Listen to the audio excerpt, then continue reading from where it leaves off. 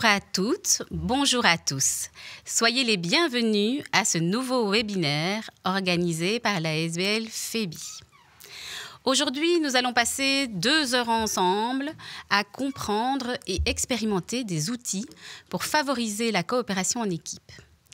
Nous avions à cœur de traiter ce sujet, tout d'abord parce que certains participants du précédent webinaire avaient montré de l'intérêt pour cette thématique, mais aussi parce que nous sommes convaincus que poser un cadre de sécurité, faciliter les réunions et favoriser le faire ensemble contribue au bien-être de chacun et de chacune au sein d'une équipe. Pour traiter ce sujet, nous avons la chance d'être accompagnés aujourd'hui par Dimitri Biot, membre de l'Université du Nou. Bonjour Dimitri. Bonjour. Il accompagne de nombreuses organisations dans la mise en œuvre de la gouvernance partagée. Je me présente, Amélie Gérard, j'occupe une fonction de coordination et j'ai été élue pour vous présenter aujourd'hui ce webinaire. Je suis donc la porte-parole de tout un groupe de collègues dynamiques et impliqués qui ont travaillé ensemble à la réalisation de ce webinaire. Pour celles et ceux qui ne nous connaissent pas encore, FEBI regroupe les fonds fédéraux et bicommunautaires du secteur non marchand. Les secteurs concernés sont principalement liés au domaine du soin et de la santé, comme le secteur hospitalier, ou celui des personnes âgées, et bien d'autres encore que vous pouvez voir à l'écran. Alors, quelles sont les missions de FEBI ? Eh bien, d'une part, nous soutenons la création de l'emploi dans le secteur non marchand à travers les fonds Maribel, et de l'autre, nous soutenons également l'acquisition de compétences via les fonds de formation. Si vous êtes intéressé d'en savoir un peu plus sur de nombreux projets et actions, je vous invite à visiter notre site internet qui s'affiche sur votre écran. J'ai encore quelques informations pratiques à vous communiquer avant de passer la parole à Dimitri. Donc, tout d'abord, vous souhaitez adresser une question à Dimitri. Je vous invite simplement à cliquer sur le point d'interrogation qui se trouve en bas de votre écran. Alors, vous pouvez poser vos questions tout au long du webinaire et un moment spécifique pour y répondre est prévu en fin de rencontre. Si vous avez un problème technique, par exemple un problème de son, d'image, eh bien, cliquez sur la tête avec un casque. Un technicien vous répondra. Alors, pendant le webinaire, Dimitri va vous inviter à 2 reprises à tester un outil en sous-groupe. Comment cela va-t-il se passer ? Alors, il y a 2 cas de figure qui se présentent. Soit vous êtes seul ou à 2 devant un écran, soit vous participez en groupe. Donc, le premier cas, c'est que pour la majorité d'entre vous, vous êtes seul ou à 2 derrière un écran. Vous allez être invité, au moment venu, à choisir une salle qui va s'afficher sur votre écran. Nous vous conseillons de composer des groupes de 4 personnes pour disposer de plus de temps de parole. Vous verrez le nombre de personnes s'afficher à la droite de chaque numéro de salle. Dans tous les cas, le groupe peut être composé au maximum de 5 personnes. Après, la salle sera fermée et vous ne pourrez plus y accéder. Ne vous inquiétez pas, il y a 50 salles, donc n'hésitez pas à scroller vers le bas pour voir apparaître l'ensemble des salles. Au terme de l'exercice, vous serez automatiquement redirigé vers le webinaire, donc vous ne devez pas mener d'action spécifique. Deuxième cas de figure, pour les institutions qui suivent le webinaire en groupe. Il s'agit ici d'une institution qui a rassemblé dans une salle plusieurs travailleurs qui suivent ensemble le webinaire sur un seul écran. Attention, vous ne devez pas rejoindre de salle. Vous allez effectuer l'exercice de votre côté en présentiel, en même temps que les autres participants qui, eux, seront en virtuel. Sachez que ce qui se passera dans les sous-groupes ou de votre côté en présentiel restera bien évidemment confidentiel et ne sera absolument pas enregistré ni présent dans le replay. Sentez-vous donc bien à l'aise de vivre l'exercice pleinement. Une dernière information pratique qui concerne les attestations. Après le webinaire, vous allez recevoir un mail de remerciement dans lequel se trouve le lien vers l'attestation de participation. Et si vous avez suivi le webinaire en groupe, comme c'est le cas pour certains d'entre vous, le plus simple est qu'une personne du groupe envoie une liste avec les noms et les emails des personnes qui étaient présentes et nous veillerons à ce qu'ils reçoivent une attestation par mail. Au programme de cet après-midi, eh bien, Dimitri va vous présenter en quelques mots l'Université du Nou. Il va également amener quelques balises autour de l'intelligence collective. Vous serez invité ensuite à tester un premier outil qui s'appelle la météo. Il va également prendre le temps d'exposer quelques outils, également les processus, et vous serez ensuite amené à tester un deuxième outil, les 6 chapeaux. Et enfin, le fameux moment que j'avais annoncé en début, un moment d'échange avec vos questions qu'on vous invite à poser pendant toute la durée du webinaire. Et pour terminer, il y aura un petit moment de déclusion avec une météo de sortie. Dimitri ? Merci Amélie. Bonjour à toutes et tous. Qui suis-je ? Dimitri Biot. Je vais vous épargner une longue présentation de qui je suis, mais l'essentiel en ce qui nous concerne, c'est que je travaille à l'Université du Nou, qui est une organisation qui accompagne toute une série d'autres organisations à mettre en place des processus d'intelligence collective, de la gouvernance partagée et toute une série de choses qui touchent au faire ensemble et à l'être ensemble de manière différente. Nous travaillons avec le milieu associatif, pas mal avec le milieu médico-social, en Belgique notamment des maisons médicales, des centres de planning familial. J'ai même accompagné le service des urgences d'un hôpital à tenter de mettre en place des choses en matière de gouvernance partagée. On travaille avec des mouvements citoyens, également avec des entreprises, bien sûr, et toute une série d'organisations très différentes, de la plus petite à la plus grande. Je dirais même qu'on s'est essayé à travailler avec des multinationales qui sont aussi un terrain intéressant pour explorer les techniques de gouvernance partagée, d'intelligence collective et autres. Donc, l'Université du Nou, c'est une organisation qui est française à la base, mais qui travaille également en Belgique, avec une équipe qui développe les activités de l'Université du Nou en Belgique. Et il nous arrive de travailler ailleurs que dans ces deux pays en fonction des demandes. Et nous faisons ça depuis maintenant une douzaine d'années. Ce qui nous donne une certaine expérience, et c'est depuis cette expérience que je vais tenter de vous partager certaines choses en matière d'intelligence collective, en vous évitant un grand exposé de nature théorique sur ce que serait l'intelligence collective, mais plutôt en allant puiser dans l'expérience que j'ai accumulée pour vous partager des choses de cette expérience et voir comment ça résonne et voir avec vous quelles sont les limites de tout ça et les potentiels que ça pourrait représenter dans votre quotidien professionnel. Merci. Quoi d'autre ?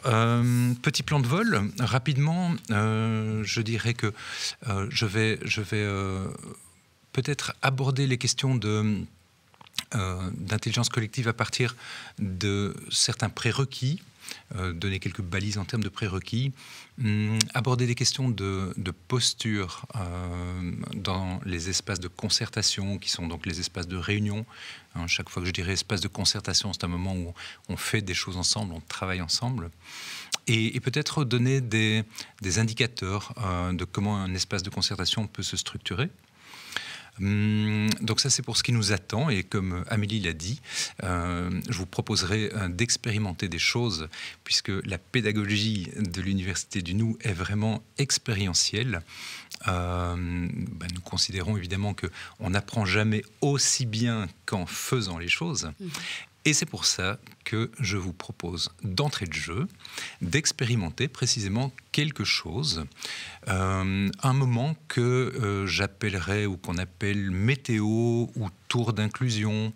Donc un moment où nous allons vous inviter à partir en sous-groupe et à prendre quelques minutes pour répondre à 2 questions. Donc vous allez vous retrouver en groupe de 4 ou de 5 personnes avec l'idée de prendre 2 à 3 minutes par personne, pas plus, pour répondre à 2 questions et partager les réponses à ces questions avec les personnes qui se trouvent avec vous. Première question, comment vais-je cet après-midi? Dans quelle énergie je me trouve pour démarrer ce webinaire? Et ensuite, en quoi les questions d'intelligence collective peuvent-elles m'intéresser dans mon quotidien professionnel? En gros, qu'est-ce qui fait que je me trouve ici à assister à ce webinaire? Voilà pour les consignes. Donc vous êtes invité à sélectionner sur votre écran une des salles qui s'affiche. Et donc une fois que la salle est comblé à 4 personnes. On vous invite à en choisir une autre et donc et à suivre les instructions que Dimitri vient de vous communiquer. Donc 2 à 3 minutes par personne, 2 questions, comment je vais et ce qui m'amène aujourd'hui. Exact. Voilà.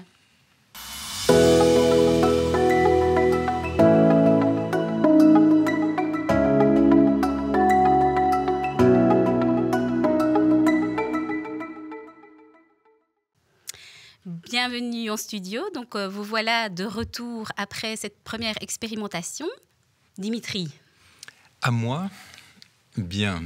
Mais déjà, félicitations à vous, puisque, pour l'anecdote, vous étiez 50 dans le groupe 1, plutôt que 5.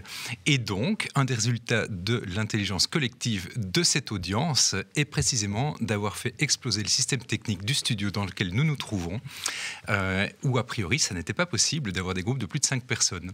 On peut donc se féliciter de ce que l'être humain a encore le dessus sur la machine. Bien. Ceci étant, c'est parti. Après cette première expérimentation plus ou moins réussie, parlons donc de l'intelligence collective avec cette idée de, peut-être pour poser les choses d'entrée de jeu, qu'on va définir l'intelligence collective comme étant le fait de contribuer à la réalisation d'un objectif commun. On pourrait dire ça de manière très simple comme ça. Ce qui va supposer bien évidemment que l'on cherche à mettre en place la meilleure collaboration possible. Et je préfère utiliser le mot de coopération. Ce sera donc le fil rouge de mon intervention. En gros, comment pouvons-nous mieux coopérer dans notre quotidien professionnel, mais ailleurs également, au service d'un objectif commun. Bien. Peut-être que en amont de tout ça, ce serait intéressant de se poser quelques questions. À commencer par l'intention poursuivie pour vivre les choses avec des processus, des outils, une dynamique d'intelligence collective. Quelle est l'intention en fait? Est-ce que je cherche à faire réfléchir des personnes ensemble pour déployer une intelligence, je dirais, plus élevé à plusieurs que si nous réfléchissions seuls? Est-ce que j'ai envie de débroussailler un sujet technique? Est-ce que j'ai envie d'approfondir une question? Est-ce que j'ai envie que nous puissions décider ensemble? Ce sont donc des intentions qui sont intéressantes à mon sens à préciser. Et puis se poser aussi la question de d'où ça part, cette volonté d'utiliser l'intelligence collective. Est-ce que je suis un courant et une forme de mode dans les organisations où il faudrait que les choses se passent en intelligence collective parce que c'est dans l'air du temps? Est-ce que ça part de mon conseil d'administration, de l'institution elle-même, du management, des personnes qui travaillent dans les équipes? C'est toujours intéressant. Et à quelle fin utiliser l'intelligence collective? À savoir, comme je le disais, former un groupe de travail, prendre une décision, etc. etc. Peut-être que je dirais que l'intelligence collective n'est pas la panacée universelle. On dit souvent, seul on va plus vite et ensemble on va plus loin. Il y a quelque chose de ça en fait. Bien évidemment, seul on va plus vite. Et peut-être on va parfois dans les mauvaises directions et parfois on se trompe. Et bien évidemment, à plusieurs, on va enrichir la réflexion et atteindre un résultat auquel peut-être on ne s'attendait pas au début et qui est souvent effectivement riche potentiellement. Pour autant, il y a une série de conditions pour pouvoir mettre en place ce genre de pratique. Et dans un environnement qui serait contraint, par exemple, par le temps limité, des objectifs de résultats à atteindre rapidement, peu de ressources, ça sera forcément plus compliqué que dans un environnement où je vais me donner les moyens de déployer quelque chose de l'intelligence collective dans les meilleures conditions pour qu'elle puisse produire ses effets. En fait, j'aime à dire que en intelligence collective, on va tenter de rendre les nous puissants et qu'un nous puissant va être composé de je puissant. C'est-à-dire que, bien évidemment, un groupe formé de personnes qui sont en retrait, qui sont effacées, qui interviennent peu, ne sera pas très riche potentiellement. Et quelles vont être donc les conditions pour que les jeux, pour que les individus se trouvent à même de déployer au mieux leurs compétences et de faire valoir leurs compétences au service de l'objectif commun? Eh bien, c'est ce que je vais tenter d'approcher dans le laps de temps qui m'est imparti. Bon, qui dit coopération, selon moi, dit confiance. En fait, j'aurais envie de démarrer par là. Pour coopérer, j'ai personnellement besoin de me sentir en confiance dans un groupe. Et en ce qui me concerne, au plus je vais me sentir en confiance, au plus en fait je vais véritablement être capable de faire usage de ma souveraineté, de mon engagement, de ma parole et de mes compétences au service de ce qu'on a à faire. Alors, ce serait peut-être un point de départ. Allons voir quelles sont les conditions qu'on pourrait mettre en place pour nous mettre dans, je dirais, la meilleure confiance possible dans un groupe. Est-ce que tu pourrais, avant de démarrer, nous expliquer la différence entre la collaboration et la coopération? Quelles nuances ajoutes-tu? Difficile question. J'aurais envie, alors ça n'est jamais qu'une manière de voir les choses, qui va servir mon propos d'ailleurs, je vais faire une réponse biaisée. Collaboration serait quelque chose que j'observerais dans des entreprises ou des organisations plutôt classique, où on aurait un système plutôt hiérarchique et où des personnes en position hiérarchique parleraient de leurs équipes comme des collaborateurs, c'est-à-dire des personnes que l'on voit pouvoir actionner en fonction des objectifs à atteindre. Et bien évidemment, ce qui n'empêche nullement d'avoir des techniques de management participatif intelligentes, de sorte que les personnes, effectivement, ne soient pas juste les rouages d'une machine. Okay. Quand je vais parler de coopération, je vais parler d'un mode de relationner, de faire ensemble et d'être ensemble qui va faire plus appel à quelque chose de l'autonomie, de l'engagement, de la prise de responsabilité, de la souveraineté, de la participation active, proactive de la part des gens. Souvent, depuis mon point de vue, dans quelque chose qui serait plutôt une équivalence de pouvoir par rapport aux choses à faire et aux décisions à prendre. Et donc, avec quelque chose qui permettra d'atteindre une dynamique productive, peut-être plus fortement ancrée et permettant à des personnes d'exprimer plus fortement leur potentiel au service de l'objectif recherché. Merci. Improvisation de la différence entre les deux. Alors, voyons maintenant, du coup, en matière de confiance, ce qu'on pourrait faire pour, je dirais, affermir une base dans nos environnements professionnels. Première chose, je disais tout à l'heure, on va utiliser l'intelligence collective peut-être pour travailler certaines questions, approfondir des sujets, mais aussi parfois prendre des décisions. J'observe que le niveau de pouvoir que les personnes détiennent est souvent flou dans les organisations lorsqu'il s'agit de faire travailler les gens ensemble. Et ma première recommandation serait d'être extrêmement clair sur l'endroit où se trouvent les gens sur une échelle de pouvoir que je vais présenter de manière très simple en 4 échelons. Premier échelon de cette échelle de pouvoir, l'information. J'ai le droit d'être informé, tout simplement. Il existe des organisations où je n'ai pas l'information, donc je ne suis même pas au niveau 1. Ok, c'est pas mal. On va considérer que c'est le premier échelon. Deuxième échelon de cette échelle de pouvoir, on me consulte. Donc l'échelon de la consultation. C'est un peu mieux que l'information parce qu'on me demande mon avis. Ce qui ne veut pas dire qu'on en tiendra compte. Ok, mais au moins on m'a consulté. Troisième échelon, je dirais l'élaboration de propositions la faculté à proposer. Donc, par rapport à une thématique, je peux créer un groupe de travail ou faire partie d'un groupe de travail pour approfondir une question, voir quelles sont les différentes possibilités dans le cadre d'une décision à prendre par la suite. Je vais aller approfondir donc, oui, un sujet dans différents domaines.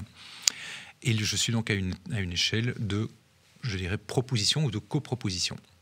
Ce qui ne veut toujours pas dire que j'ai le pouvoir de décision. Ce n'est qu'au 4e échelon, l'échelon de la décision, que je vais véritablement soit être en mesure de décider seul, soit en mesure de partager le pouvoir de décision avec d'autres personnes. Et je pense que c'est extrêmement important d'être clair sur l'endroit où je me trouve à tout moment.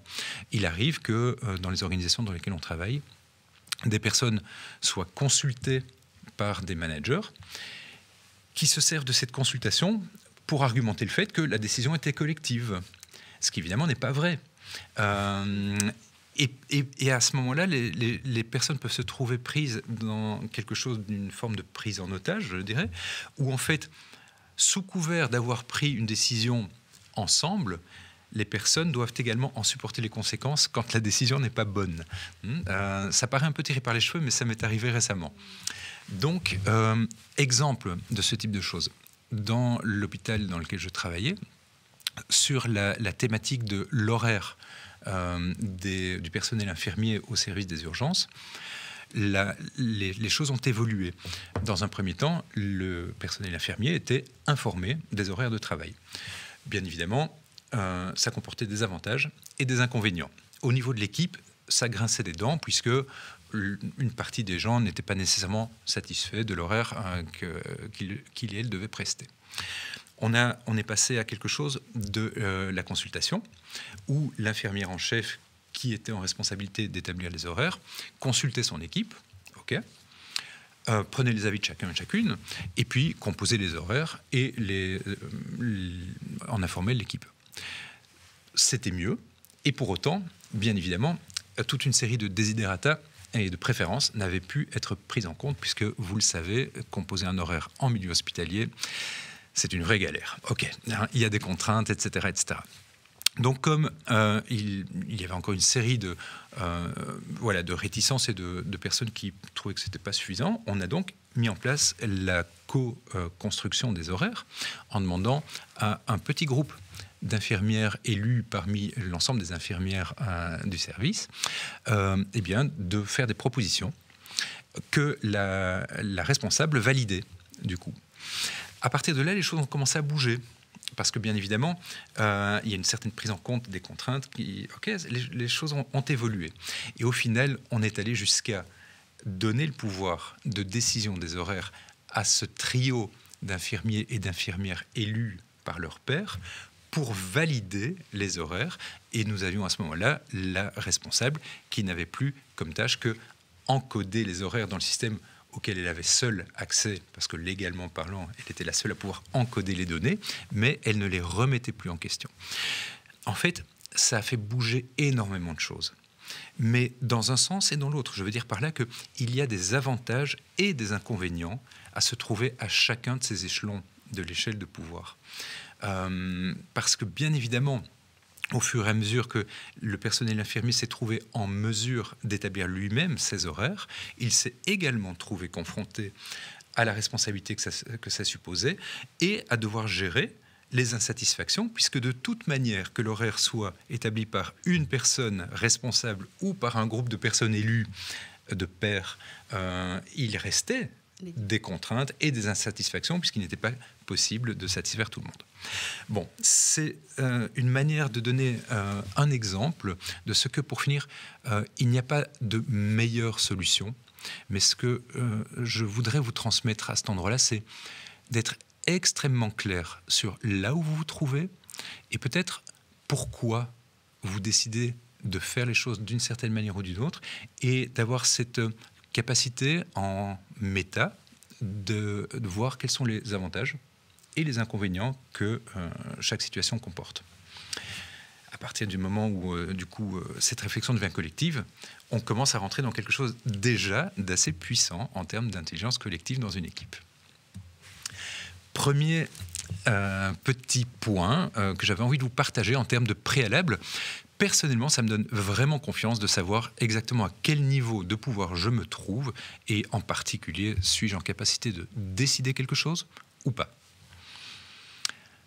Deuxième petit élément qui me semble très important pour constituer quelque chose de la confiance dans une équipe, vous en avez certainement entendu parler à maintes reprises, ce serait quelque chose d'établir un cadre de sécurité dans l'équipe. Alors, qu'est-ce que j'entends par cadre de sécurité ? Ça pourrait être, à minima, un cadre de sécurité relationnel. C'est-à-dire, quels sont les principes qui vont nous permettre de relationner ensemble? Quels sont les éléments qui vont nous permettre de communiquer ensemble de manière adéquate? Peut-être, quels sont aussi les éléments qui vont nous permettre de gérer les tensions et les conflits que nous pourrions avoir? Bien évidemment, nous ne souhaitons pas avoir de conflits. Et bien évidemment, il n'y a pas un groupe d'êtres humains qui n'en vit pas. Donc, si on ne les anticipe pas et si on ne s'outille pas pour pouvoir les traverser, on risque de les éviter, de les mettre sous le tapis. Et quoi qu'il arrive, d'expérience, bien évidemment, ils réapparaissent. Ils réapparaissent à des moments qui ne nous arrangent pas. Mais les conflits se jouent. Donc, je dirais que ça peut vraiment, ça me semble, être un élément de santé d'une organisation essentiel que de prévoir la manière de gérer les tensions et les conflits. Donc je mettrai ça dans un cadre de sécurité. Un cadre de sécurité, si on devait le compléter, pourrait également comporter la manière de prendre des décisions ensemble. Quel processus allons-nous utiliser pour décider ? Les processus pouvant être différents en fonction du type de décision qu'on a à prendre. Un cadre de sécurité pourrait également aller jusqu'à inclure le processus d'inclusion, comment je rentre dans le groupe, le processus de sortie, comment j'en sors, qu'est-ce qui se passe, quelles sont les étapes à suivre lorsque je quitte le groupe, et quel est le processus d'exclusion, dans le cas où ça ne se passe vraiment pas bien. Ok, donc par cadre de sécurité, on peut englober, on peut parler de cet ensemble de choses.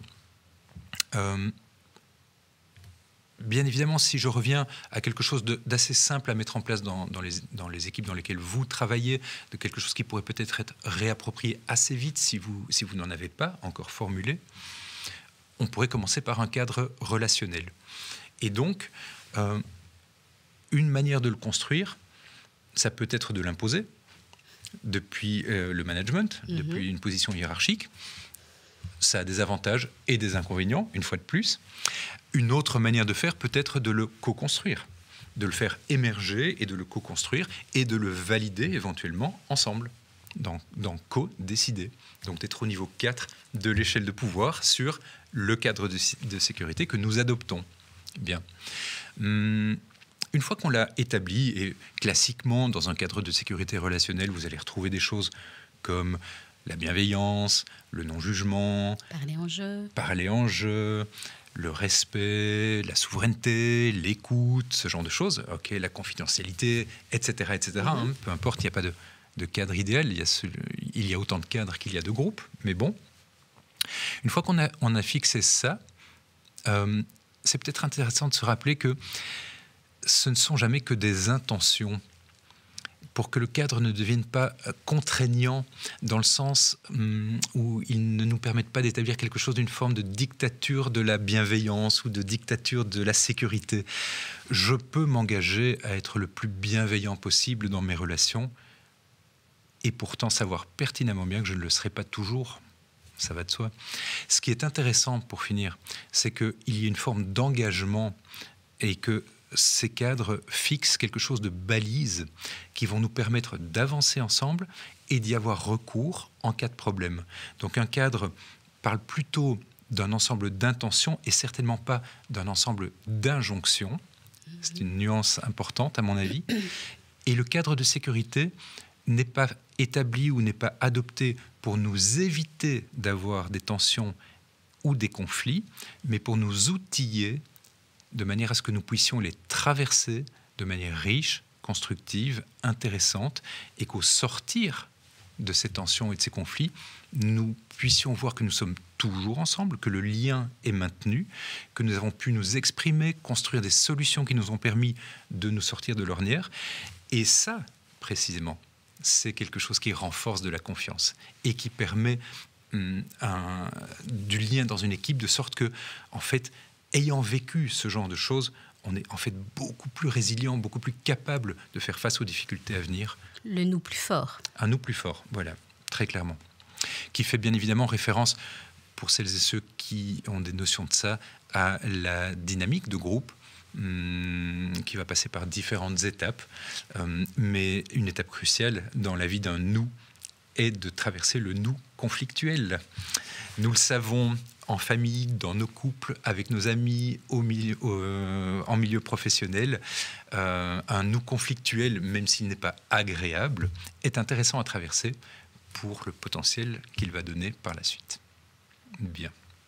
Alors bien évidemment, un cadre de sécurité, lorsque vous l'aurez adopté, peut-être qu'il est intéressant qu'il ne soit pas figé une fois pour toutes et qu'on puisse le faire évoluer. Donc, si on sent à un moment qu'il est nécessaire de lui enlever des choses, de lui rajouter des choses, soyons libres de le faire. Et puis, donc, soyons agiles par rapport à ce qui se passe. Et puis surtout, on n'adopte pas un cadre de sécurité pour l'afficher au mur ou le mettre dans un tiroir, mais pour qu'il soit vivant. Et j'observe parfois que des groupes, des organisations adoptent un cadre de sécurité, mais ne l'utilisent plus. Elles considèrent qu'elles ont coché quelque chose dans la checklist de ce qu'il fallait faire pour fonctionner en intelligence collective. Et ça s'arrête là. Il est évident que le cadre de sécurité doit être vivant, et donc il est intéressant de discuter aussi de la manière dont on va s'en servir. C'est-à-dire, si je sens qu'on n'est plus dans le cadre, si je sens qu'on est hors cadre, que quelque chose s'est produit qui fait qu'on est ailleurs, comment vais-je invoquer le cadre? Comment vais-je provoquer un temps de régulation peut-être, un temps de discussion autour de ça pour que les choses se régulent et qu'on ne dévie pas progressivement d'une situation qu'on avait imaginée comme étant meilleure vers quelque chose que nous connaissions précédemment et qu'on va répéter pour faire un peu plus de la même chose. Voici deux éléments qui me paraissent essentiels en matière de construction de confiance et pas très compliqués à mettre en place dans un quotidien professionnel à partir du moment où on a un peu cette volonté de poser des petits pas pour transformer tout ça. Je jette un œil sur le temps qu'il me reste. Je vois que le temps passe vite. Alors, je vais poursuivre peut-être en abordant des questions de posture. Dans un cercle de concertation, dans un espace de concertation.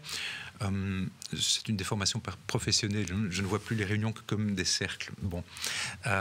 Donc, à partir du moment où je me réunis avec des gens, peut-être que les questions de posture, de coopération, donc comment vais-je faire pour, dans cet espace de concertation, être le mieux en posture de coopération, le mieux en coopération avec les autres.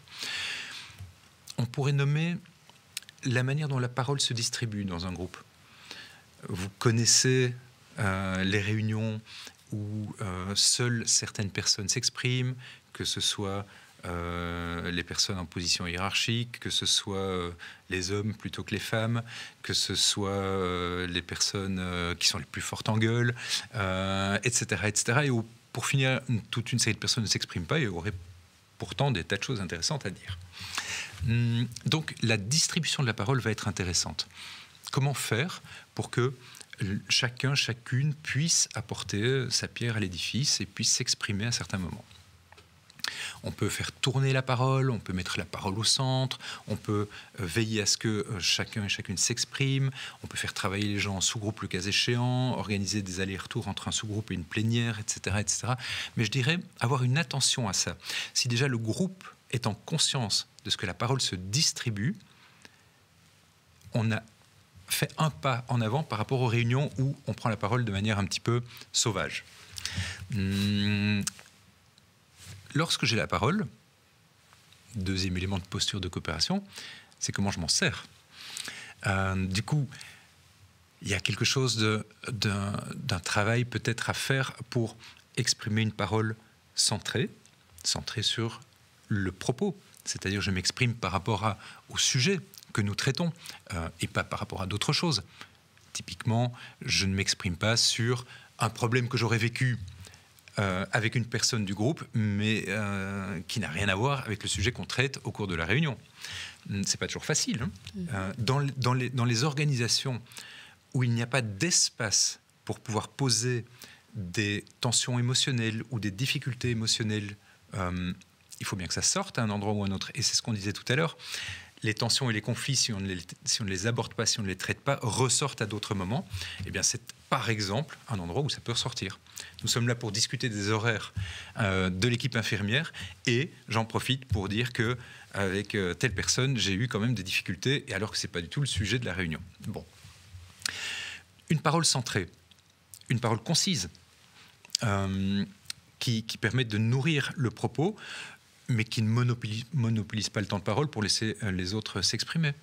Une parole qui s'adresse au groupe et qui évite peut-être d'être dirigée vers une personne en particulier. Typiquement pour éviter quelque chose de l'ordre du débat, quelque chose qu'on connaît bien. J'amène un argument, une personne contre-argumente, et pour finir, dans une réunion qui se voulait être une réunion intégrant tout le monde, on se retrouve à débattre à deux pendant une grande partie de la réunion. Peut-être une parole qui s'exprime en je, comme tu le mentionnais dans le cadre de sécurité, plutôt qu'en on. Quelque chose qui vienne de mon expérience, qui exprime mon point de vue et qui soit engageant, mais pas nécessairement confrontant pour d'autres individus. Voilà, comment je vais faire pour exprimer mon propos de manière juste, adéquate, synthétique, éviter les redites. Ok, une personne a dit quelque chose, je n'ai pas nécessairement besoin, a priori, pour ce que nous avons à faire ensemble, de répéter ce qu'elle a dit si je suis d'accord. Je peux tout simplement dire que je suis d'accord avec ce qui a été dit. Ça paraît évident, et en même temps, c'est pas simple dans le vécu. Autre élément de posture de coopération, quelque chose de l'écoute. L'écoute, c'est quand même quelque chose d'assez fabuleux. À quels endroits nous écoutons-nous vraiment, en fait, dans les réunions? Avez-vous remarqué, alors si je parle en jeu, je vais parler en jeu, il m'arrive très souvent en réunion d'entendre une personne exprimer quelque chose et de réfléchir déjà à ce que je vais pouvoir contre-argumenter, à ce que je vais pouvoir lui servir pour lui montrer que pour finir, elle se trompe ou que je réfléchis mieux qu'elle, et pour tenter de la convaincre que mon point de vue est plus intéressant. Et j'ai perdu à cet endroit-là. J'ai perdu parce qu'à cet endroit-là, précisément, je ne suis plus en coopération. Pourquoi ne pas me donner le temps de questionner ce que la personne veut dire pour aller comprendre ce qu'elle exprime, m'imprégner de son point de vue depuis là où elle parle et savoir justement en quoi ça vient nourrir quelque chose de ce qu'on a à faire ensemble, même si je ne suis pas d'accord. C'est intéressant de voir qu'il y a de la diversité. Et pour finir, quand on parle d'intelligence collective, on parle bien de quelque chose qui va nous permettre de travailler à partir de points de vue différents. C'est le principe même de la démocratie. Vivre en démocratie, c'est bien faire avec des points de vue différents, avec l'expression de points de vue différents qui ne sont jamais des vérités, mais qui nous amènent à devoir dealer avec toute une série de choses complexes. Sinon, pour finir, on peut fonctionner en dictature. C'est plus simple, peut-être, à certains égards, mais peut-être moins intéressant aussi. Bon. Du coup, l'écoute est vraiment quelque chose sur quoi j'aurais envie d'insister comme étant un élément clé de la posture de coopération. Ok, tout ça, bien évidemment, dans des réunions dans lesquelles on participe, n'est pas simple à mettre en place. Et une recommandation que je pourrais faire, à nouveau, toujours dans l'idée de faire jouer ces questions d'intelligence collective au mieux, serait que les réunions soient facilitées. Avoir une personne en charge de la facilitation va vraiment nous aider à ce que les personnes, les membres du cercle ou du groupe puissent se mettre plus facilement en posture de coopération à ces endroits-là. La personne qui facilite a un certain pouvoir.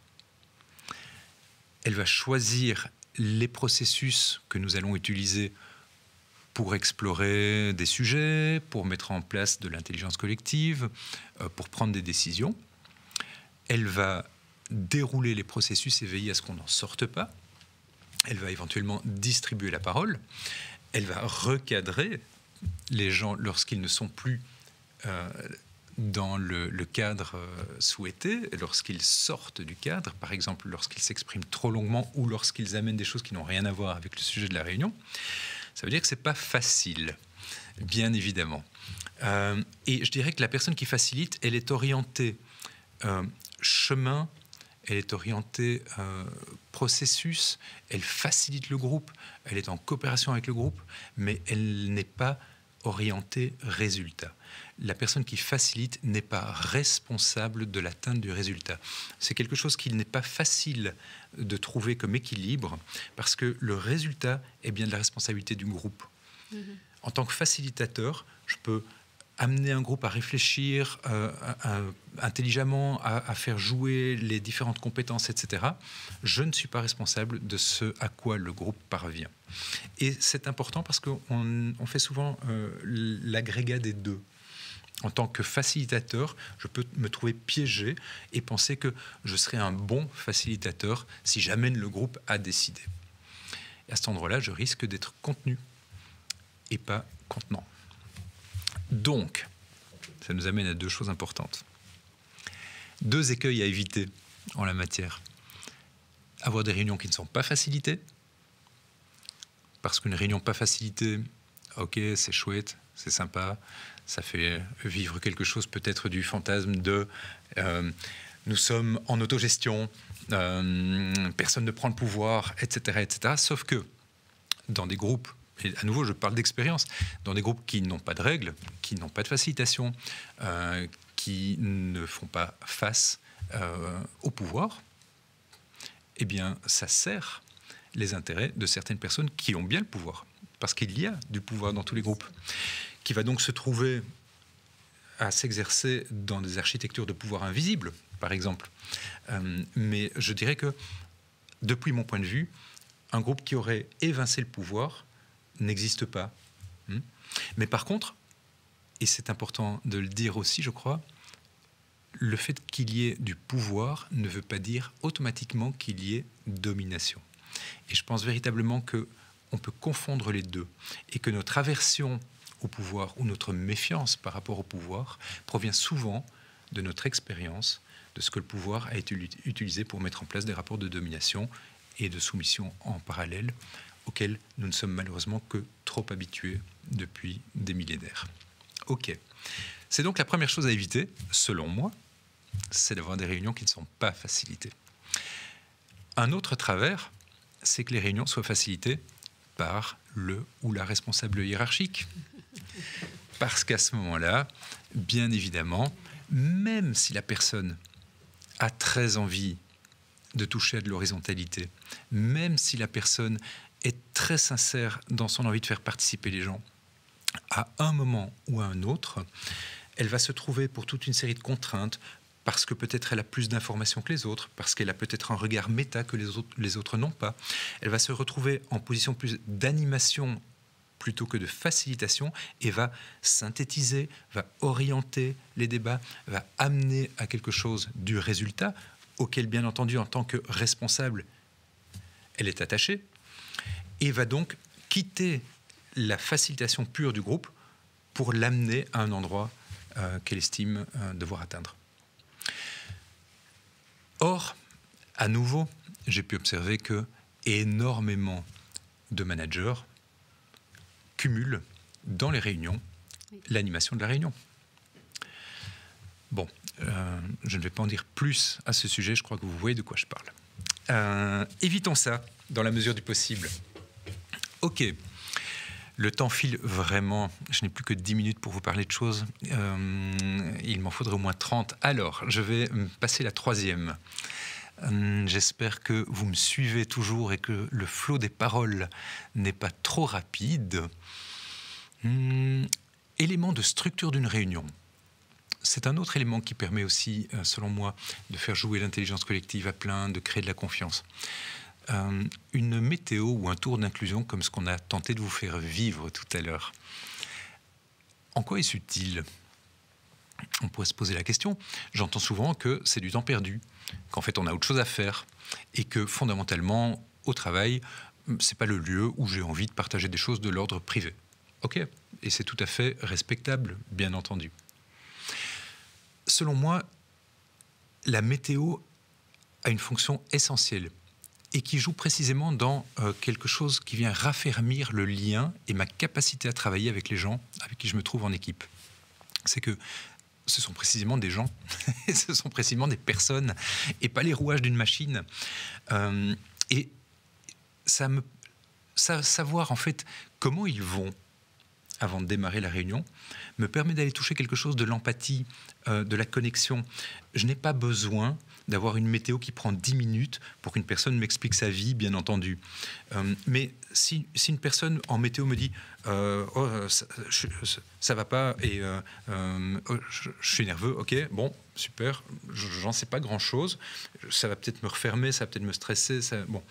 Si cette même personne me dit, en fait, j'ai un enfant qui est malade depuis 3 jours, et qui me réveille 15 fois par nuit, et du coup je dors plus, je passe des nuits blanches, ça m'angoisse, et en fait je suis épuisé, et donc je suis terriblement énervé parce que je suis épuisé, ah ben ok, ça me permet de toucher quelque chose. Bien sûr, je comprends l'état dans lequel tu es. Je peux peut-être ne pas t'apprécier en tant que personne, je peux peut-être avoir eu des problèmes avec toi, mais il y a quelque chose malgré ça qui me permet de connecter à une chose qui pourrait m'arriver, à quelque chose que je peux reconnaître. Et en fait, le simple fait d'avoir partagé des petits éléments de cet ordre-là va me permettre de toucher à l'humanité de la personne qui est en face de moi. Et nous sommes bien des humains, pleins d'émotions, pleins d'affects, et pas seulement des machines à travailler, plein de compétences. Ok. Personnellement, j'ai besoin de me sentir relié à cet endroit-là sans nécessairement avoir besoin d'en savoir beaucoup plus sur la vie des uns et des autres. Je dirais que ce pré-contact, à mon sens, n'est pas du temps perdu, mais au contraire, permet peut-être qu'il se passe autre chose.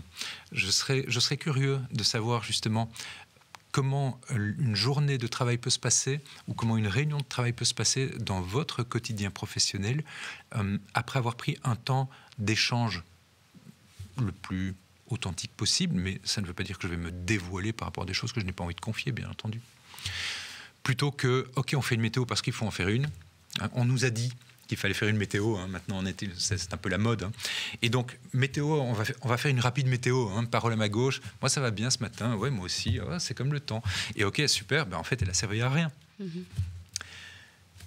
Du coup, ça vaut peut-être la peine de l'ancrer, mm-hmm. de faire juste un 30 secondes de silence, juste pour me permettre d'arriver, de ressentir ce qui se passe et de partager ce que j'ai envie de partager. Et je peux bien, lors d'un tour météo, dire que je passe parce que je n'ai pas envie de parler. Tout est OK. Mais voilà. Peut-être qu'on pourrait aller voir au-delà de la mode, quelle est l'intention et quel est le sens de ce type d'espace. De la même manière, quand je sors d'une réunion, OK, on a terminé, on prend nos affaires et on s'en court.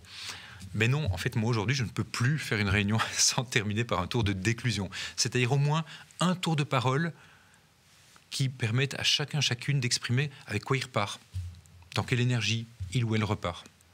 Ça me semble vraiment important, et d'un point de vue de facilitation, c'est quelque chose qui est crucial si vous voulez être en coopération avec la personne qui facilite, pour qu'elle puisse sentir ce qui s'est passé pour le groupe et comment il repart. Ça, ce sont des indicateurs très importants.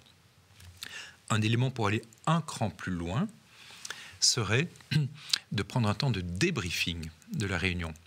Elle est terminée, on a restitué.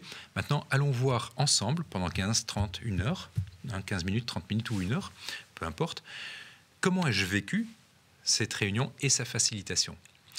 Ça nous amène à aller plus loin, ça nous amène à avoir un espace de régulation où je peux par exemple poser que ça a été difficile pour moi d'être recadré par le facilitateur parce que j'avais envie de dire des trucs, ou ça a été difficile pour moi en tant que facilitateur de sentir que qu'il y avait de la résistance quand je voulais ramener les gens au processus, etc. Bref, peu importe, mais des tas de choses qu'on peut se dire et qui nous permettent du coup de nous ajuster. Ça fait partie de quelque chose, d'une culture collective qu'on va petit à petit commencer à mettre en place et qui vont nous permettre de mieux relationner et de mieux faire jouer l'intelligence collective. Je vois tellement d'organisations qui prévoient des réunions sur un temps limité, 30 minutes, 45 minutes. Donc forcément, on ne peut que se précipiter dans la réunion, faire au mieux avec une animation un peu dictatoriale et ressortir rapidement sans avoir pris justement le temps de développer, de cultiver le nous à un endroit où il me semble qu'il est important. Bien. J'arrive à parler de choses de culture collective et j'ai vraiment envie, avant d'introduire l'outil que je vais vous faire tester en sous-groupe, de mettre peut-être une mise en garde en évidence. Parler d'intelligence collective, souvent, va se réduire à adopter des outils ou des processus d'intelligence collective. Et c'est un peu cette croyance que nous avons développée en Occident, que la science et la technique vont nous sauver, vont apporter des solutions à tous nos problèmes. Donc en matière d'intelligence collective ou de gouvernance partagée, ça voudrait dire qu'utiliser un processus va nous permettre de solutionner tous nos problèmes. Je ne partage pas cette croyance, ok, l'expérience parle, bien évidemment. C'est intéressant d'avoir des outils et des processus, on peut vraiment s'appuyer dessus, c'est donc nécessaire, mais ça ne suffit pas depuis mon point de vue. Il faut qu'on fasse jouer un triptyque. Alors, outil-processus, c'est un sommet du triptyque. Un autre sommet, c'est les questions de transformation personnelle. L'utilisation de tous ces outils va nous amener, en tant que je, à être confronté à une série de choses. Capacité à lâcher prise, difficulté à faire confiance, difficulté à aller explorer des solutions que nous n'aurions pas envisagées, notre agilité, acceptation, capacité à juger, non juger, etc. etc. Bref, lâcher prise par rapport aux peurs que l'on pourrait projeter pour aller explorer des choses et prendre des risques. Arriver à une solution à laquelle personne initialement n'aurait pensé, mais auquel le collectif parvient. Bref, toutes ces pratiques vont nous amener à bouger au plan personnel. Et c'est heureux, selon moi, mais pas nécessairement facile. Donc il y a forcément quelque chose, une confrontation à des endroits de nous-mêmes qu'on n'a parfois pas envie d'aller voir et qui va s'opérer. Après, le rythme de cette transformation appartient à chacun, chacune, bien évidemment. Mais c'est un aspect qu'il ne faut pas sous-estimer. Troisième élément du triptyque, au-delà des outils processus d'une part et de la transformation personnelle que ça suppose d'autre part, les aspects de culture collective que nous allons pouvoir mettre en place justement pour favoriser notre évolution, le déploiement de l'intelligence collective au sein de notre groupe. Donc, quand je parlais du débriefing, par exemple, c'est un élément de culture collective que nous pouvons mettre en place pour nous entraider et coopérer à ces endroits-là. Quand je parle de cadre de sécurité, c'est un élément de culture collective que nous pouvons mettre en place pour mieux relationner ensemble et développer l'intelligence collective dans notre groupe, etc., etc. Ok, je m'arrête là parce que j'ai envie de vous proposer d'expérimenter un outil d'intelligence collective qui est un outil que j'adore. Il est facile à s'approprier, il peut être utilisé dans plein de circonstances différentes. Peut-être que certaines et certains d'entre vous le connaissent, donc ce sont les 6 chapeaux de la réflexion ou 6 chapeaux de Bono. Alors, très rapidement, petite introduction à cet outil. De Bono était un consultant italien travaillant, si je ne m'abuse, aux États-Unis, dans le milieu de l'entreprise. Et il a observé, comme vous peut-être, que pas mal de réunions se déroulaient en mélangeant beaucoup les interventions. Il appelait ça des réunions spaghetti, où les gens intervenaient avec des idées, d'autres disaient que ça n'irait pas, d'autres disaient qu'il manquerait des informations pour qu'on puisse se prononcer, etc. Et au final, les gens sortaient épuisés de réunions longues sans avoir rien décidé ou sans avoir avancé. En parallèle, en miroir de ces réunions spaghetti, comme il était italien et gastronome également, il a donc proposé de travailler en lasagne et de rentrer dans des énergies successivement et toutes et tous ensemble. Alors, il a identifié 6 énergies auxquelles il a donné une couleur et il a donc appelé ces 6 énergies les 6 chapeaux avec des couleurs différentes, ce qui permet des moyens mémotechniques faciles pour se les approprier. Première énergie, le chapeau blanc. Le chapeau blanc est le chapeau de l'objectivité. Donc, c'est le chapeau qu'on va utiliser pour nommer des faits. qui ne sont pas discutables. Okay. Nous sommes deux dans ce studio, l'un en face de l'autre. C'est un chapeau blanc. Okay.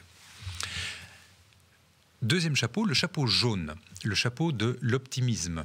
En chapeau jaune, lorsque nous mettons toutes et tous notre chapeau jaune, nous allons voir et nommer tous les aspects positifs, tout ce qui fonctionne, tout ce qui marche bien, tout ce qui est enthousiasmant, toutes les opportunités qui se présentent à nous.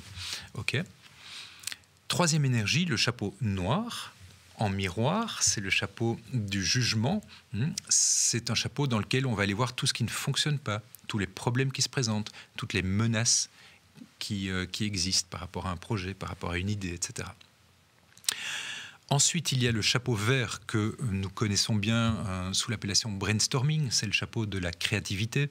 Quand on met notre chapeau vert, on va se lâcher pour avoir de bonnes idées ou de moins bonnes idées, peu importe, parce qu'on ne va pas les juger. On va énoncer plein d'idées.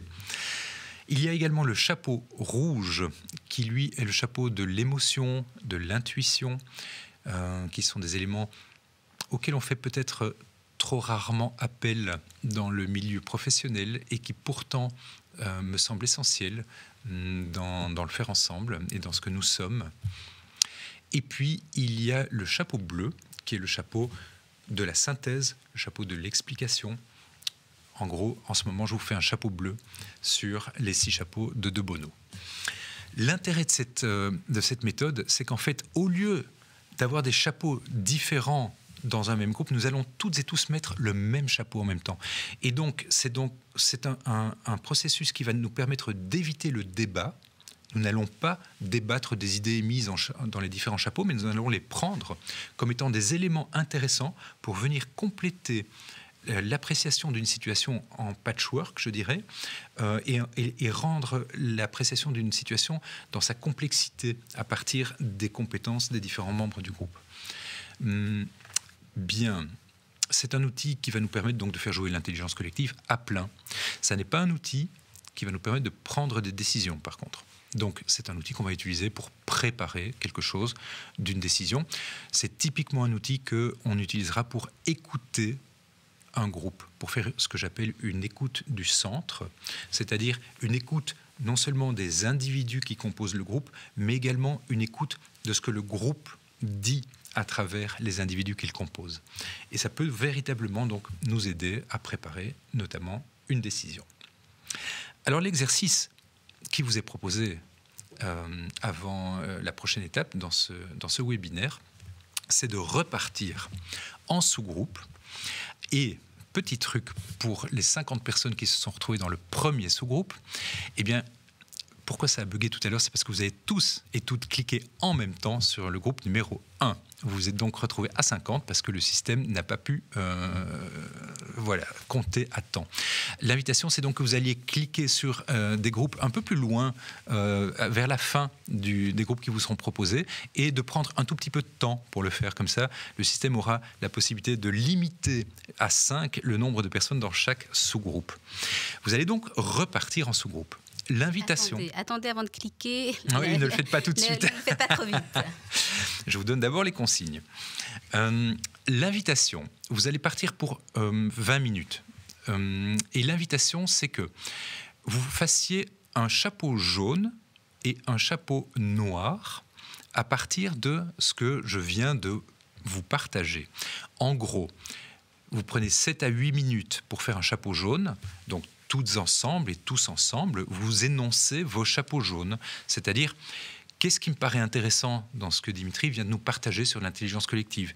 Qu'est-ce qui est enthousiasmant? Où sont les opportunités? Qu'est-ce que je pourrais m'approprier et ramener dans mon quotidien professionnel? Je n'ai pas besoin de dire pourquoi, hein, mais ok, quels sont les éléments qui me paraissent intéressants? Qu'est-ce qui fonctionnerait bien si on faisait ça? Ok, donc chapeau jaune, enthousiasme, optimisme, éléments positifs, d'accord? Et puis, 7-8 minutes plus tard, vous allez switcher et vous mettre en chapeau noir. Et donc là, tout le monde dans le groupe mettra son chapeau noir. Et je vous invite alors à répondre aux questions. Qu'est-ce qui serait compliqué si on devait mettre ça en place? Où seraient les difficultés? Qu'est-ce qui ne marcherait pas?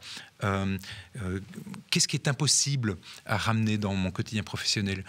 En quoi ce dont Dimitri nous parle me paraît infaisable, me paraît complexe, me paraît même menaçant par rapport au travail que nous avons à faire ensemble?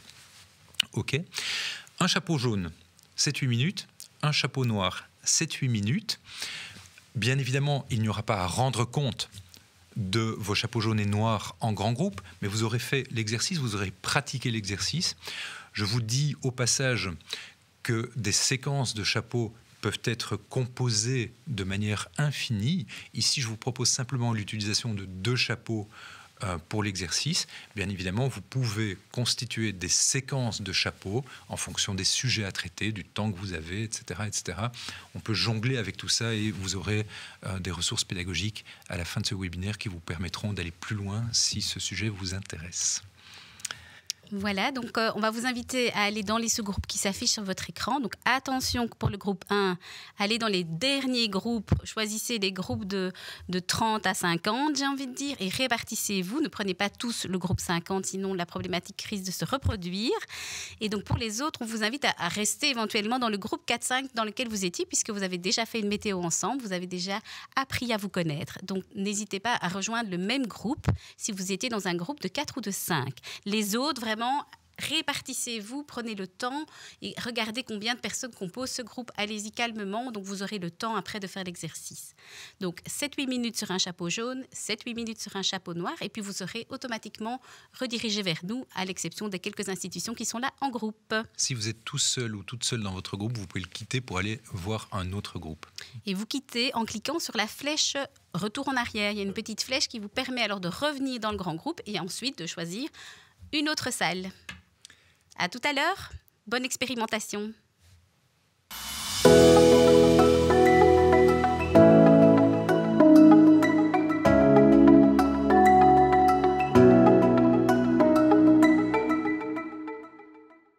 Voilà revenus en studio avec Dimitri et moi. Donc nous espérons que l'exercice s'est bien déroulé, que vous avez pu donc expérimenter les 2 chapeaux.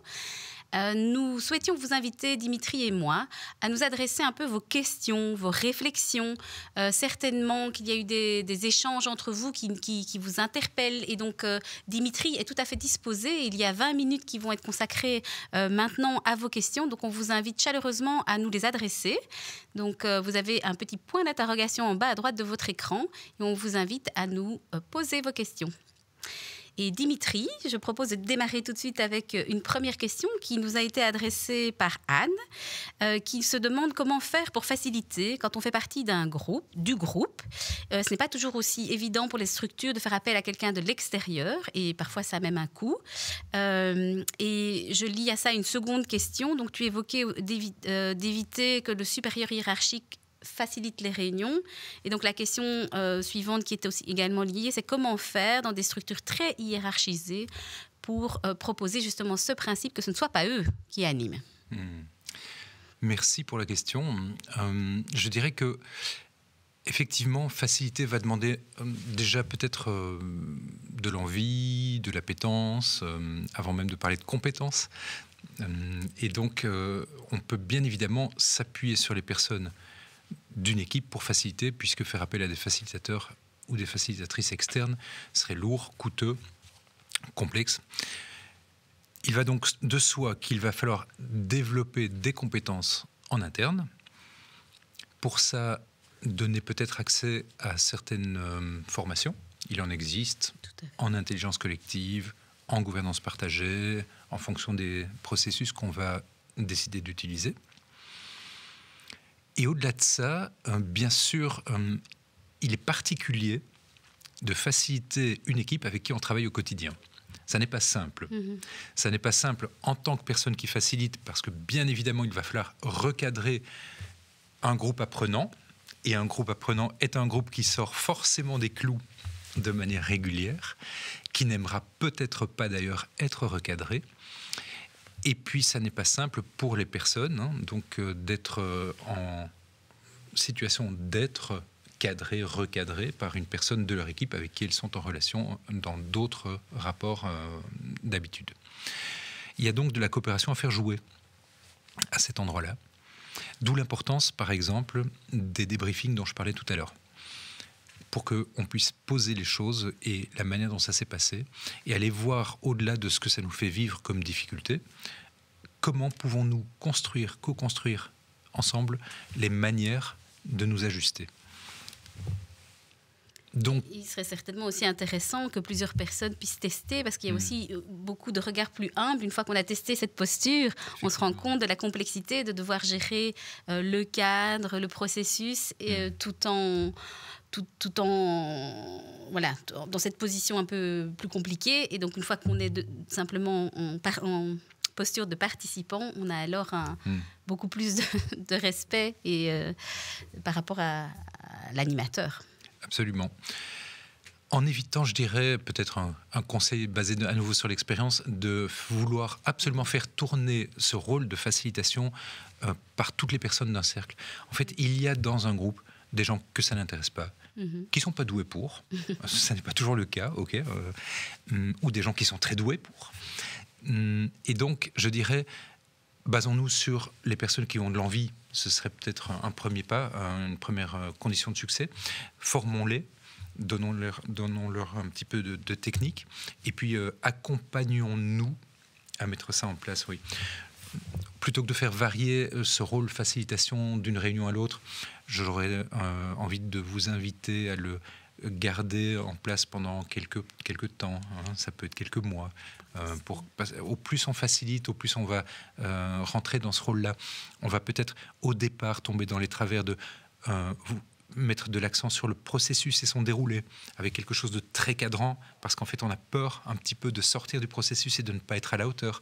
Et puis petit à petit, étant plus à l'aise avec ça, on va pouvoir être beaucoup plus en lien avec le groupe, avec ce que le groupe vit, puisque faciliter, c'est à la fois faciliter un processus, mais aussi faciliter un groupe. Donc bien évidemment, je dois être en prise avec ce qui se joue dans le groupe pour pouvoir m'adapter, voire à certains moments faire complètement autre chose que ce qui était attendu de moi, c'est-à-dire que quelque chose va s'inviter dans la réunion, comme une grosse tension, par exemple, et en fait on ne peut pas avancer si on ne la traite pas. Et donc, il y a des notions de pilotage dynamique qui vont s'inviter et d'agilité qui vont se développer petit à petit. Mais ça, c'est vraiment quelque chose basé sur l'expérience. Ok. Et Anne demandait également comment convaincre finalement l'hiérarchie de ne pas prendre ce rôle et de partager finalement un petit peu ce rôle. Ça dépendra de l'intention dont je parlais au tout début de ce webinaire, qui préside à l'utilisation de processus et d'outils d'intelligence collective. Si en tant que manager, mon intention est en fait d'instrumentaliser quelque part ces processus pour remotiver une équipe que je sens un peu démotivée et lui donner l'impression qu'elle participe à la dynamique alors que je souhaite en conserver les clés, j'aurais peut-être plus de difficultés à ne pas animer ou à ne pas prendre le rôle de facilitateur dans une réunion alors que je suis le responsable hiérarchique de l'équipe. Si mon intention est de faire véritablement jouer quelque chose, de l'intelligence collective, d'aller explorer des endroits où je n'aurais pas été seul, et voire même de lâcher prise par rapport à des solutions et des pistes qui seraient évoquées, qui ne seraient pas celles que j'aurais privilégiées, je peux plus facilement lâcher quelque chose de ce rôle-là. D'accord. Ça ne m'empêche pas, en tant que manager, de participer à la discussion et de faire valoir un point de vue qui vaut bien ce que les autres valent. Ni plus, ni moins, peut-être. Voilà. Il y a ici une question aussi dans l'ordre de l'animation. Comment intégrer une personne qui ne souhaite pas participer ou qui n'apprécie pas finalement des outils d'intelligence collective ? Ce serait dommage de forcer les gens à participer. Quelque part, on irait un petit peu à l'encontre de l'objectif recherché. Je pense que il peut y avoir des moments où on est moins présent, où on est préoccupé par des choses, où on est moins capable d'apporter une pierre à l'édifice collectif. Ça peut être temporaire. Une personne qui serait en difficulté de participer à ce type de dynamique poserait certainement quelque chose d'un d'un souci, d'une difficulté que vit le groupe et qu'il serait intéressant d'adresser d'une manière ou d'une autre. Ça peut être le révélateur d'un souci ou d'un dysfonctionnement dans le groupe. Pourquoi une personne, alors qu'elle elle pourrait se sentir inclue dans une dynamique collective au service de quelque chose qu'elle trouverait chouette, resterait à l'écart. En tout cas, plutôt que de stigmatiser ce type d'attitude, j'aime toujours les voir comme un indicateur d'un dysfonctionnement potentiel, ou en tout cas ça m'indique qu'il y a quelque chose dans ce groupe qui mérite d'être creusé, d'être regardé. Et du coup, là pour le coup, une attitude de non-jugement, une attitude de chercheur curieux va vraiment être nécessaire pour aller voir ce que ça nous dit de notre faire ensemble, de notre dynamique de groupe. Et ça va peut-être nous permettre de mettre le doigt sur des choses qui doivent être traitées, parce qu'elles ne le sont pas depuis longtemps, elles sont enquistées, voilà, etc. Ça me permet d'amener cette notion que les outils d'intelligence collective, les processus de gouvernance partagée, toutes ces questions dont on parle, sont souvent en fait des révélateurs de difficultés qui n'avaient pas été révélées plus tôt. En ce sens, je reviens à ce que je disais tout à l'heure, l'utilisation de l'outil ne suffit pas. Parce que si elle permet de révéler des difficultés sous-jacentes qui n'étaient pas traitées, et qu'il faut traiter pour que nous allions mieux ensemble, il va forcément falloir rentrer dans des dynamiques de transformation individuelle et dans des questions de culture collective à faire bouger pour faire et être mieux ensemble. Jean-François aimerait beaucoup que tu nous expliques comment traiter une tension dans le nous.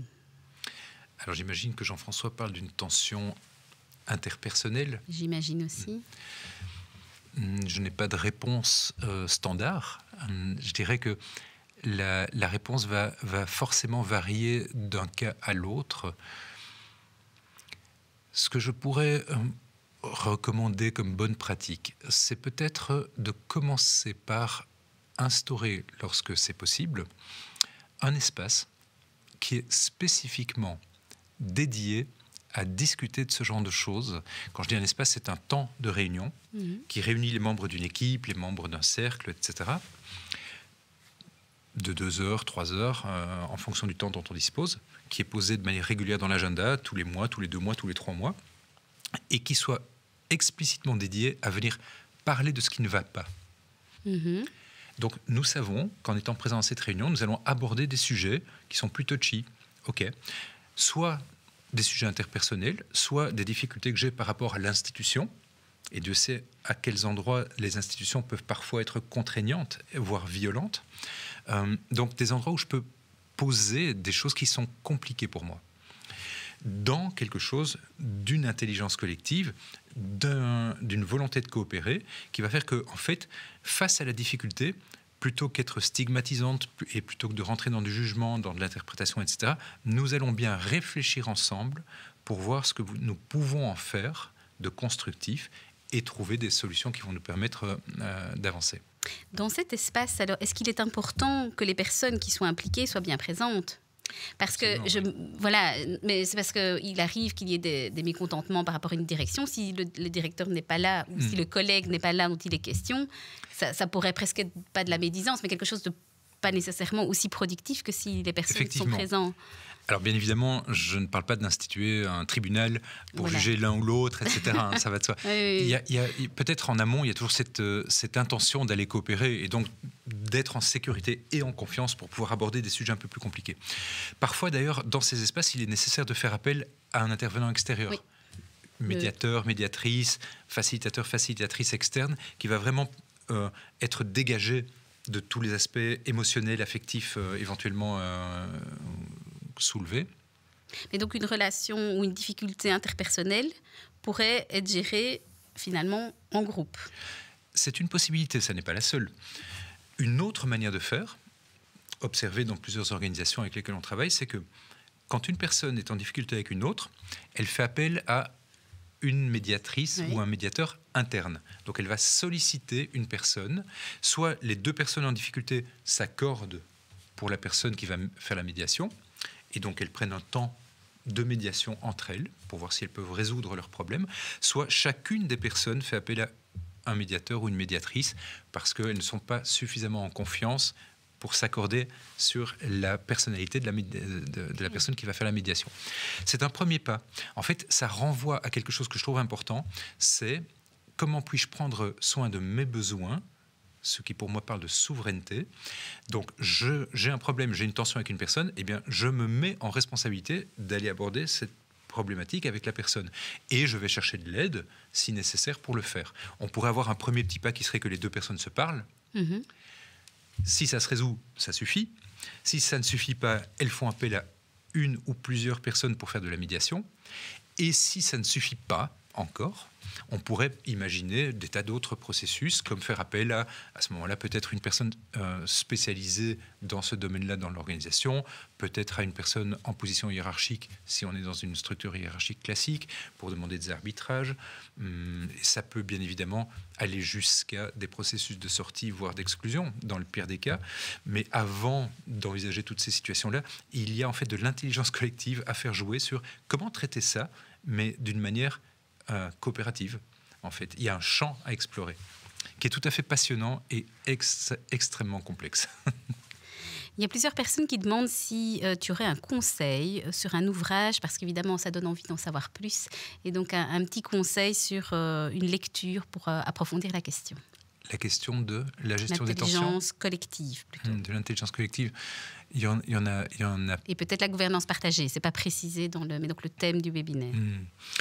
Alors, ce que je vous suggère, c'est véritablement de donner accès peut-être à une bibliographie, voire une webo-bibliographie à la suite du séminaire. Ce serait possible, ça, sur le site FEBI?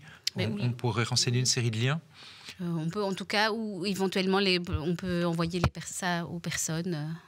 Voilà, je peux citer quelques exemples, mais comme le sujet n'est pas très précis, il y a en fait plein de domaines. On est dans un très vaste champ, et en fonction de ce que on s'intéresse plutôt à la sociocratie, à la gouvernance partagée, aux entreprises libérées, à la gestion de conflits, à l'intelligence collective. En fait, il y a une somme de ressources disponibles. Il y en a d'ailleurs, je fais un petit peu de pub, sur le site de l'Université du Nou. Il suffit d'aller sur le site de l'Université du Nou. Il y a un onglet ressources, et précisément comme nous aimons remettre au commun toute une série de choses, il y a toutes les productions de l'Université du Nou que nous mettons à disposition, et toute une série d'autres liens que nous donnons, vers lesquels nous redirigeons les gens qui veulent en savoir plus. Tout à fait. Et donc ce lien, il va de toute façon vous être fourni avec le mail qui va vous parvenir en fin de webinaire. Donc les personnes auront accès donc à toutes ces ressources. Il y a encore une petite question que je peux vous adresser, le temps nous le permet. Est-ce que la météo, donc c'est Emmanuel qui nous demande, est-ce que la météo peut être liée au point de l'ordre du jour et pas nécessairement à l'humeur du jour, donc plutôt en termes de contenu et pas en termes de ressenti? Pourquoi pas? En fait, rien n'est interdit, et vous sentez bien dans tout ce que je vous transmets que le point essentiel est que vous construisiez et que vous adoptiez les processus, les rituels, les manières de faire qui vous correspondent, bien entendu. Il n'y a pas une bonne manière de fonctionner en intelligence collective, bien évidemment. Il y a un nombre incalculable de manières de faire. Le fil rouge serait peut-être d'aller voir à chaque fois en quoi ce que nous décidons de faire et de mettre en place vient favoriser et nous permettre de développer la coopération. Du coup, si je sens que c'est au service de ce que nous devons faire ensemble, poser une météo par rapport au sujet. Typiquement, récemment dans mon organisation, nous avons décidé d'avoir une réunion pour valider une politique de rémunération. Donc nous sommes un peu fou puisque nous décidons ensemble de nos rémunérations. Ça, c'est encore un sujet qui va un cran plus loin. Eh bien, la météo, lors de cette réunion, c'était une météo axée sur le sujet de la réunion.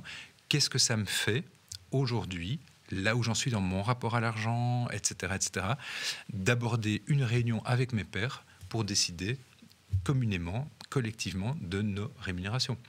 Donc ça peut être tout à fait intéressant de le faire comme ça si ça correspond aux besoins et si c'est le souhait du groupe. Très bien. Mais nous arrivons tout doucement au terme de ce webinaire. Avant de nous quitter, donc, on aimerait beaucoup connaître votre avis sur la manière dont vous avez vécu ce webinaire, vos suggestions pour l'avenir. Alors, vous n'allez pas devoir cliquer sur le pop-up qui s'affiche sur votre écran, mais vous allez recevoir automatiquement un lien en fin de webinaire. Donc, vous allez être automatiquement redirigé vers quelques questions et donc on serait ravis d'entendre ce que vous avez à nous dire. En outre, 3 personnes seront tirées au sort et elles pourront remporter un ouvrage sur l'intelligence collective, autour de l'intelligence collective. Donc, n'hésitez pas à tenter votre chance. C'est une manière d'en savoir plus également. Alors, à partir de la semaine prochaine, vous trouverez le replay de ce webinaire sur notre site Internet. En attendant, les derniers webinaires restent évidemment disponibles sur notre site Internet si vous ne les avez pas encore visionnés. Alors, différentes thématiques ont été abordées. Nous avons vécu donc, la gestion des émotions avec Caroline Depeut, la résilience avec Ilios Kotsou et enfin la communication non violente avec Thomas Dansbourg. Donc, au nom de toute l'équipe, je vous remercie, chers auditeurs et chères auditrices, d'avoir participé activement à cette rencontre, d'avoir osé finalement expérimenter ces outils. Alors, pour aborder et expérimenter l'intelligence collective, la gouvernance partagée, il faut bien évidemment plus de 2 heures, vous l'aurez bien compris. Mais donc, on vous invite évidemment à surfer sur le site de l'Université du Nou, comme on vient de le dire, mais également à suivre des formations. Et notamment, le catalogue Formation vous en propose quelques-unes, donc n'hésitez pas à y jeter un petit coup d'œil. Dimitri, merci pour ta présence aujourd'hui. Je te laisse évidemment le mot de la fin. Et si tu veux éventuellement faire une météo de déclusion, comme on a évoqué en début, le temps est à toi. Merci pour cette invitation, en tout cas. Ça a été un plaisir pour moi de partager tout ça. En météo de sortie, eh bien, je dirais que j'ai pris du plaisir et je me sens assez enthousiaste à l'idée d'avoir partagé tout ça avec vous. J'espère que ça a fait écho, que ça a suscité des envies d'en savoir plus. Et j'avoue que j'ai une petite curiosité d'aller voir les commentaires que vous laisserez suite à ce webinaire, à cette conférence interactive. Alors, petite suggestion, si vous laissez des commentaires, eh bien, pourquoi ne pas le faire sous forme de chapeau? Un chapeau jaune si vous avez apprécié quelque chose, un chapeau noir si vous n'avez pas apprécié quelque chose ou que vous avez trouvé quelque chose peu adéquat, et un chapeau vert pour Phébie. Quelles sont les suggestions que vous auriez envie de faire pour un prochain webinaire en guise d'amélioration potentielle ou de sujet à traiter? Je vous souhaite du coup une excellente fin de journée et ravi d'avoir partagé ce moment-là avec vous. Au revoir, bonne fin d'après-midi. Au revoir.